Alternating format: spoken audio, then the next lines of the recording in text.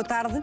A atividade das amas vai ter nova legislação. O Governo decidiu liberalizar esta profissão, que até agora estava entregue à Segurança Social. Vamos ver neste programa, com esta nova lei, o que é que vai mudar. Ao longo da história, as mulheres assumiram o desafio social de comandar a educação dos filhos e a gestão doméstica do lar. Mas desde que entraram em força no mercado de trabalho, deixaram de ter tanto tempo para essas responsabilidades. Muito antes de surgirem os infantários, coube às amas o papel privilegiado de serem as tutoras dos mais pequenos, enquanto os pais estivessem a trabalhar. Recentemente, o Governo quis regular o trabalho das amas, legalizou a atividade e definiu pré-requisitos para o acesso a esta profissão. O que isto vai implicar às novas amas do século XXI é o que vamos tentar perceber hoje no Sociedade Civil. Mais à frente, voltamos a receber a doutora Rosa Santos para mais uma consulta de nutricionismo e no espaço da agenda do Sociedade Civil recebemos a visita de Frederico Duarte, que nos vai falar da iniciativa Intervalo para o Conhecimento, promovido pela Sociedade Nacional de Belas Artes. Fique connosco e acompanhe a conversa, porque este programa também é seu. Quais serão as vantagens e as desvantagens de optar por uma ama em vez de uma creche? Vamos falar disso hoje também no Sociedade Civil. E quais são as motivações dos profissionais para exercerem esta atividade também? Para nos ajudar nesta discussão vão estar connosco hoje à mesa do Sociedade Civil a Clementina Almeida, que é psicóloga infantil, diretora da 4Babies. Também a Romana Sousa, que é ama de profissão e é fundadora e presidente da Associação dos Profissionais do Regime de Amas. A Isilda Leite, ama também da Segurança Social, faz parte da Associação dos Profissionais do Regime de Amas, é vice-presidente. E a Andreia Gonçalves, mãe de 2 filhos e que optou por tê-los nos primeiros anos de vida bem numa ama em vez de uma creche. Quais são as motivações, perguntava eu há pouco, para abraçar esta atividade? Elas são muitas e são variadas, dependem muitas vezes de pessoa para pessoa ou de ama para ama. E quais são também as condições que muitas vezes as amas têm para acolher as crianças? São questões que vamos levantar esta tarde no Sociedade Civil. A ligação da mulher aos papéis da maternidade, da gestão doméstica e da família foi desde cedo encarada pela Igreja como ferramenta de padronização moral da sociedade. Mas no século XX, a mulher libertou-se de dogmas e procurou conquistar o mercado de trabalho em busca da realização profissional. Estas novas dinâmicas obrigaram as famílias a reorganizarem-se e, na ausência de retaguarda familiar disponível para cuidar dos filhos durante o horário de expediente, foi necessário encontrar opções alternativas. E nesta busca, muitos pais acabaram por entregar os mais novos ao cuidado de amas particulares, apaixonadas por crianças e com talento para lidar com os mais pequenitos. Ser ama também se tornou uma ocupação alternativa, como fuga ao desemprego. O certo é que, com a nova lei que vem regular esta profissão, não bastará gostar de crianças para se ser ama. Segundo o Ministério da Solidariedade, Emprego e Segurança Social, com esta nova lei, a atividade deixa de estar abrangida pelo regime de segurança social dos trabalhadores independentes e, para trabalhar como ama, passa a ser necessário ter uma autorização concedida pelo Instituto da Segurança Social. Para que tal aconteça, há um leque de regras que é preciso cumprir, a começar pela formação. Quem se iniciar na área e não tiver um curso de puericultura ou de educação de infância, terá de frequentar com aproveitamento um curso de formação inicial de amas. A nova lei impõe o limite de 4 crianças por ama e refere também algumas condicionantes logísticas, como a necessidade da casa dispor de espaços autonomizáveis que possibilitem a realização de atividades lúdicas e o descanso de crianças de acordo com as respectivas idades. Neste cenário, a contratualização dos serviços de uma ama também muda, passa a ser feita diretamente com as famílias e a Segurança Social deixa de assumir o papel de entidade enquadradora. E claro está que quem não cumprir as regras novas poderá ter de lidar com com coimas, que podem ir dos 950 aos 3.740 euros. O Governo pretende prevenir e combater práticas ilícitas no exercício da atividade da ama, de forma a que esta se possa constituir como alternativa à creche, garantindo aos pais uma melhor compatibilização entre a vida familiar e a profissional. Muitas amas ainda têm dúvidas por esclarecer sobre esta nova lei e o medo de deixar de poder exercer este trabalho também é uma realidade. Antes de falarmos das amas, qual é esta profissão, o que é que ela exige e quais são as condições em que as pessoas trabalham nesta altura em Portugal, nesta profissão? Talvez valha a pena começarmos por perceber de que é que as crianças nestes primeiros anos de vida precisam. Clementina, eu ia pedir ajuda aí, porque considero muito importante, ou seja, para percebermos o que é a profissão de uma ama e quais são as exigências que essa profissão deve ter, é importante percebermos, antes de mais, as necessidades das crianças nestes primeiros anos de vida, no tempo em que elas poderiam estar na creche e muitas vezes não estão, estão entregues a amas. O que é que estas crianças necessitam em concreto nestes anos de vida? O que nós sabemos e, de facto, a escolha de uma creche ou de uma ama pode ser das decisões mais importantes dos pais em relação à vida dos filhos. Isto porque nós sabemos que, ao contrário de alguns sistemas, tipo sistema digestivo, sistema respiratório, que já estão quase totalmente desenvolvidos no momento do nascimento, o que acontece com o cérebro de uma criança, de um bebê, quando nasce, é que ele está completamente dependente das experiências que vai ter, da relação que vai ter com as pessoas que fazem parte da vida dele, para se edificar e para se arquitetar. E isto é válido para quê? Para tudo o que é emocional, ou seja, a gestão da vida emocional, ser mais ou menos nervoso, ser mais ou menos ansioso, saber lidar com os problemas, mas depois para competências que se vão consolidando em cima daquelas que são anteriores, ou seja, a memória, o vocabulário, a forma como resolvem problemas ou conflitos, tudo isto fica dependente do meio em que o bebê vive. O que é que isto quer dizer e porquê é que isto é tão importante? É que, de facto, não há nada de automático no desenvolvimento cerebral. O desenvolvimento cerebral no primeiro ano de vida é brutal, ou seja, os bebés nascem com milhares de milhões de neurónios, o equivalente, para termos uma ideia assim de número, a todas as estrelas que existem na Via Láctea. Cada um desses neurónios no início, ou seja, no nascimento, conecta-se com 2.500 outros neurónios, mas no final do segundo ano conecta-se com 15.000 neurónios. É tipo no Facebook passar de 100 amigos para 600 e cada um desses conectar-se com 600. Ou seja, estamos a falar de uma explosão em termos de desenvolvimento que fica dependente da experiência no sentido em que tudo aquilo que não é estimulado desaparece, ou seja, em casos de negligência podemos encontrar autênticos buracos negros no cérebro. Portanto, é uma espécie de mapa cerebral e tudo o que fica ali registado vai ser as fundações da casa. As fundações depois. Exatamente. Daquela tudo que criança. A seguir vai ser... E disso dependerá muito também a sua capacidade de adaptação ao longo da vida? Nos vários aspectos. Totalmente. Depende totalmente, não só em termos psíquicos, ou seja, estamos neste momento em condições de ter estudos de adultos, ou seja, de acompanhamento de adultos ao longo da sua vida, e nós sabemos que aos 20 anos pode determinar, por exemplo, mais ou menos patologia psicológica, depressões, tendência para, como sabemos que aos 40 pode determinar, por exemplo, doença cardíaca, ou seja, já temos inclusive conexões entre o desenvolvimento cerebral no primeiro ano de vida, nos primeiros, e depois o que vai acontecer em termos de saúde, não só mental, mas física ao indivíduo. Daí que o importante é percebermos, mas o que é que o cérebro precisa? Quais são as necessidades que o cérebro de um bebê tem? Acima de tudo, uma relação com alguém que seja o cuidador principal deste bebê e que seja, acima de tudo, sensível às necessidades do bebê e responsivo às necessidades do bebê. Isto é tudo o que o bebê precisa. Basicamente, afeto, colo, mimo, ser capaz de responder de imediato à necessidade que o bebê demonstra, que nos primeiros tempos basicamente demonstrou a partir do choro. Não tem Sendo essas as necessidades básicas, podemos partir de um princípio simples de que numa ama as crianças terão mais facilmente essa resposta do que numa creche, onde estão mais crianças? Poderão ter, porque o rácio à partida é menor, ou seja, uma das questões básicas é o rácio que as amas têm de crianças para cuidar, amas versus a educadora numa creche.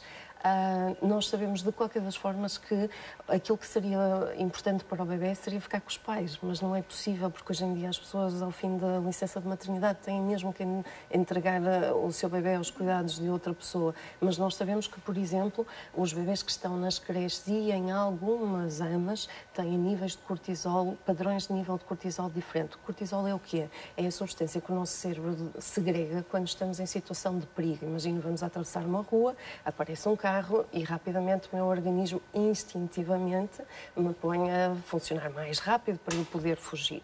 Portanto, tem tudo aquilo que acontece em situações de medo, de receio.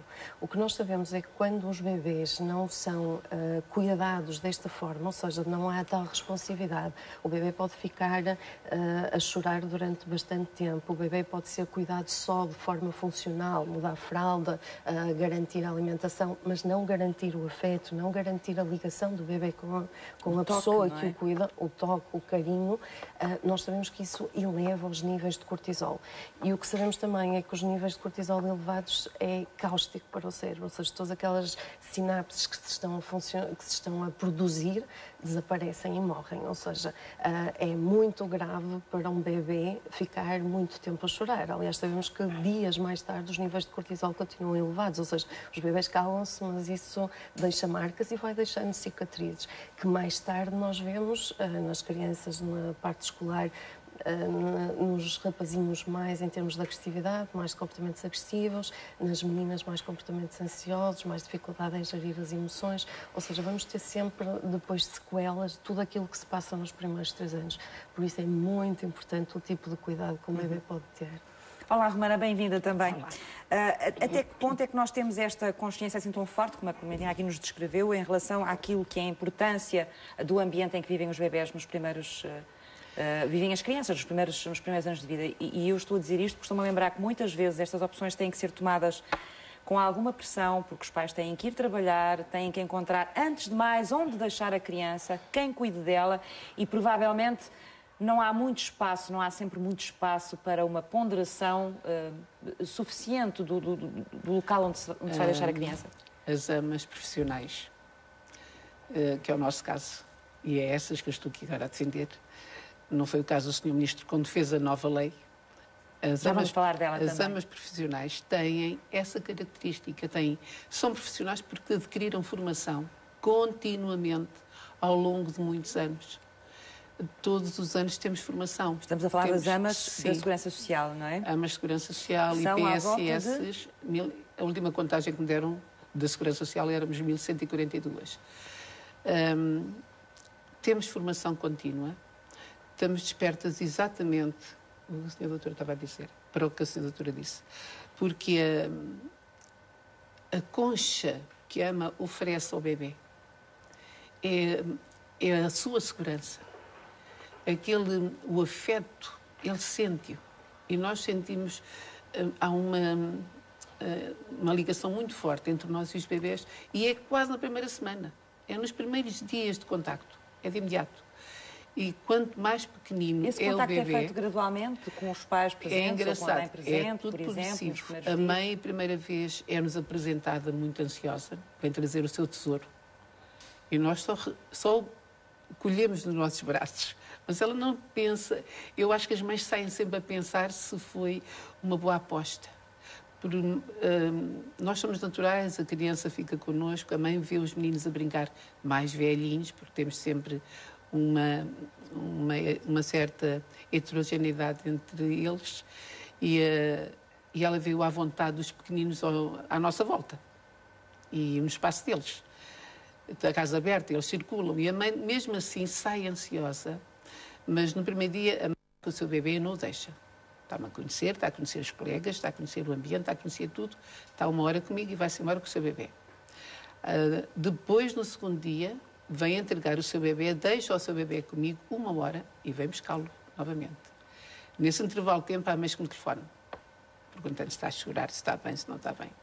Está sempre tudo bem. Depois, no terceiro dia... Já fica à espera desses telefonemas, não é? Sempre. Aliás, a primeira coisa que eu faço é dar o telefone. É logo. Estão à vontade. A nossa creche responsável por nós, temos sempre uma entidade que nos supervisiona, A primeira coisa também que faz é dar os contactos, porque as mães não podem estar sem saber onde estão os filhos. Acho que é fundamental. A terceira fase de adaptação é a criança ficar para fazer a primeira refeição. E sai outra vez, não fica. Fica um bocadinho, 2 horas, faz o seu almocinho e vai embora outra vez dormir a cestinha com a sua mãe. Estamos a falar de bebés mesmo pequenininhos. Sim. No quarto contacto, ele vai ficar consoante o horário de trabalho da mãe. Se a mãe já está a trabalhar, que remédio, ele vai ficar um dia inteiro. E para mim, para um bebê pequenino, são muitas horas. Estar longe da mãe, mas pronto. Eu digo sempre está à cama, está bem. Mas é assim que funciona. A mãe tem que ir trabalhar e então vai. Portanto, o que podia melhorar aqui era haver um sistema combinado em que a mãe também começasse a trabalhar gradualmente, não as horas todas. Sim, a grande violência para as mães é essa. Mesmo elas tendo a hora de maternidade, o horário é enorme. São 8 horas que a mãe vai estar fora do seu bebê. É muito tempo. Mas nesse período de tempo, a criança vai interagindo sempre comigo. Connosco, não posso falar em mim, não estou aqui a falar por mim. Para falar por nós. A criança vai se adaptando gradualmente aos amigos e reage também à quarta vez. O quarto dia que o bebê vai a casa, chega lá a casa, ele já, curiosamente, com os olhinhos, porque eles falam, as pessoas é que dizem que os bebés não falam. Falam. Falam com os olhos, principalmente, e falam com o choro. Mas com os olhos falam a toda a hora. É só olhar para lá e ver essas reações. Eles procuram os amiguinhos e reagem consoante o amigo se aproxima mais dele ou menos dele. Acho que se aproximam mais dos bebês, porque gostam muito de bebê, e acho que se aproximam menos porque têm ciúmes. Mas o pequenino que chegou já reconhece. E eu acho isso um espanto. Eu digo sempre, eu acho que estou a tirar um curso de olhos. Porque eles reagem. E durante essas horas que as crianças passam com a AMA tem outras tarefas para além de cuidar deles? É assim, a AMA, a partir do momento que abriu a porta aos meninos, acabou a dona de casa. É AMA a tempo inteiro, ponto. E não há hora de almoço. Não há horas para outras coisas mais primárias, às vezes. Mas não há tempo para outra coisa. O tempo da AMA é dedicado a tempo inteiro ao bebê. Às crianças que ali estão. Gerem, por exemplo, as horas das refeições? Eu ia falar nisso. Eu tenho a sorte de ter as refeições à porta. Não faço refeições. A minha instituição chega, traz uma refeição toda, lanchinho, almocinho, tudo organizado. Tudo preparado. Eu só tenho que dispor nos pratinhos e oferecer aos meus meninos. Não tenho que cozinhar. Isto para mim era um pesadelo, ter que cozinhar com bebês à minha volta, para mim era um pesadelo. Não faço isso. Mas pronto, todas as pessoas têm que se organizar. Mas temos que organizar, para além das refeições, as atividades deles. Porque eu, se tenho uma criança com 2 anos, ele tem que ter atividades. O bebê não tem.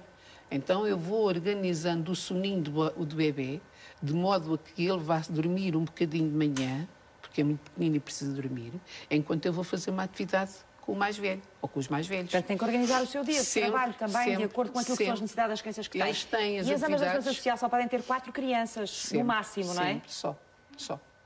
É o nosso limite, por isso é muito fácil de ter... São as únicas profissionais que estão reconhecidas.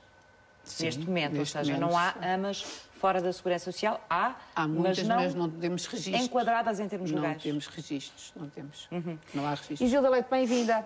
A Isilda também é ama, mas começou a sua experiência como profissional desta área, não em Portugal, mas lá fora, em França, não foi? Quer contar-nos um bocadinho dessa experiência e para tentarmos perceber, por exemplo, qual é a diferença entre o que se passa em França em relação a estas profissionais e o que se passa em Portugal? Que diferenças é que encontrou? As diferenças, para já, é o seguinte. Nós, em França, só temos direito a 3 crianças. É o máximo. A diferença também é na maneira de trabalhar, nas formações, que não encontrei quando cá cheguei, porque... Fiz as suas primeiras formações lá, nesta área? O meu é um curso, temos uma carteira profissional e trabalhamos com creche familiar, mas mais no estilo da minha colega romana, que ela trabalha para a Santa Casa da Misericórdia, e eu aqui em Braga é para a Segurança Social. Não encontrei cá em Braga nem o apoio, nem a maneira de trabalhar como eu trabalhava em França. Quer ser que eu continuo a trabalhar cá como trabalhava em França. Para já, o apoio e questão técnico. As da Segurança Social, eu falo da Segurança Social, sobretudo em Braga. O apoio técnico temos muito pouco. Que apoio técnico é que uma mãe precisa e devia ter? É quando tem um problema, telefonar à técnica e dizer assim, olha, passa-se isto com esta criança. No comportamento, no comportamento, ou até com os pais. Sim. Era bom que houvesse algum apoio para perceber, numa criança mais difícil, em termos de interação, perceber como é que devia... Bom, eu como já tinha muitos anos e como em Já tinha França... alguma experiência? 15 anos em Paris, não é? E como tínhamos formação constante e três vezes por ano estávamos um dia inteiro só em formação, os primeiros socorros, nutricionismo, tudo que envolvia a criança, 3 vezes por ano estávamos o dia inteiro só nessas formações. E depois tínhamos o que chamamos, em Paris, nas casas familiares, as formações a tema. Por temas? Por temas. Nós escolhemos o tema,